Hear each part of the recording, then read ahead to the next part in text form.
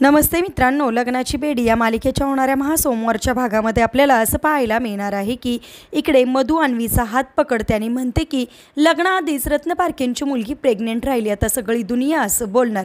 आणि त्याच वेळेस रुक्मिणीला अन्वीचा राग येतो आणि चक्क रुक्मिणी अन्वीच्या कानाखाली मारायला लागते. परंतु ऐनवेळी सिंधू रुक्मिणीचा हात धरते आणि म्हणते मारणे हा पर्याय नाही, याच्यावर काहीतरी सोल्युशन काढणे हे जास्त गरजेचं आहे.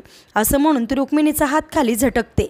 त्या क्षणी रुक्मिणीला सिंधूचा राग येतो आणि म्हणते हिला पाठिंबा देणारी तूच ना, म्हणून तू हिला पाठिंबा दिला म्हणून तिचं सुद्धा आता थोबाड फोडायला रुक्मिणी लागते. आणि त्याच वेळेस तिथे राघव आणि रत्नाकर येतो. त्यावेळेस राघव रुक्मिणीला म्हणतो, थांब काकू, काय करतेस तू?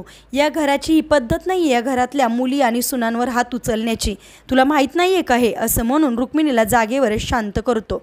म्हणजेच आता राघव आणि सिंधू म्हणून रुक्मिणीची चांगलीच वाट लावलेली असते.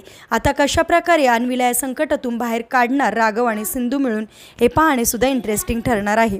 असेच मालिकेच्या पुढील अपडेट्ससाठी तुम्ही आपल्या रंजक मराठी चॅनेलला नक्की सबस्क्राईब करा. थँक्यू.